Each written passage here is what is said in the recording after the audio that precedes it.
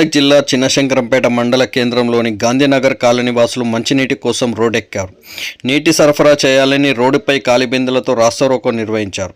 గత 3 రోజులుగా తమ కాలనీకి మిషన్ భగీరథ తాగునీరు సరఫరా కావడం లేదని మండిపడ్డారు. ఈ విషయాన్ని 3 రోజులుగా అధికారుల దృష్టికి తీసుకెళ్లినా పట్టించుకోవడం లేదని ఆగ్రహం వ్యక్తం చేశారు.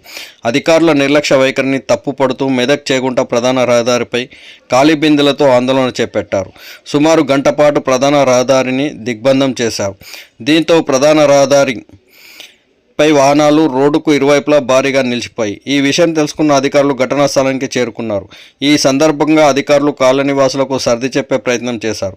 కాలనీ వాసులు మాత్రం అధికారులతో వాగ్వాదానికి దిగారు. తమకు తాగునీరు సరఫరా చేయాలని అధికారులను నిలదీశారు. ప్రజలు ఎదుర్కొంటున్న నీటి ఇబ్బందులపై అధికారులు సానుకూలంగా స్పందించారు. నీటి సమస్యను పరిష్కరించేందుకు హామీనిచ్చారు. ప్రస్తుతానికి ట్యాంకర్ల ద్వారా తాగునీరు సరఫరా చేస్తామని భరోసా ఇచ్చారు. దీంతో కాలనీ వాసులు ఆందోళన విరమించారు.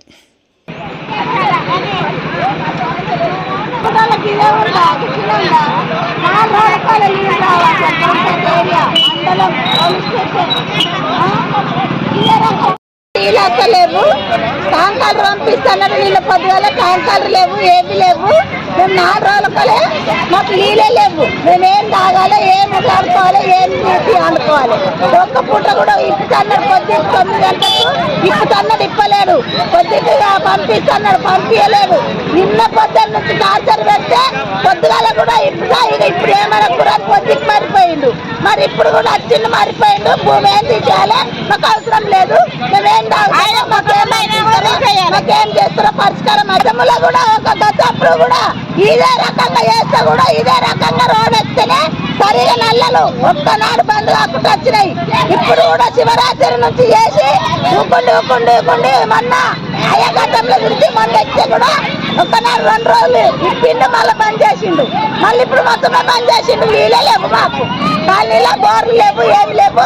మా పరిష్కారం ఏందో చెప్పుకోండి, మేము తీసేయాలి. మీకు 4 రోజులు మిమ్మల్ని ఎండ పెడితే మీరు సైర కస్తారని తెక్కపోయిండు. అని ఎంత మోసవారో చెప్పుకోండి మాకు. తెలిసింది కాబట్టి ఇక్కడ నేను పల్లెనిధులలో ఉన్నాను. ఇలాగానే తీసుకొచ్చి వీళ్ళతో మాట్లాడడం జరిగింది.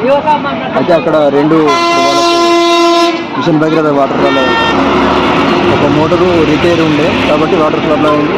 ఇప్పుడు వాళ్ళకు ట్యాంకర్ ద్వారా సప్లై చేస్తాం. అలాగే మిషన్ భగీరథ సిబ్బందితో కూడా మాట్లాడడం జరిగింది. ఇప్పుడు వాటర్ వదలమని. అట్లనే రిపేర్లో ఉన్న మోటార్ కూడా ఇప్పుడు చేపించి వాళ్ళకు ప్రాబ్లం సాల్వ్ చేయడం జరిగింది.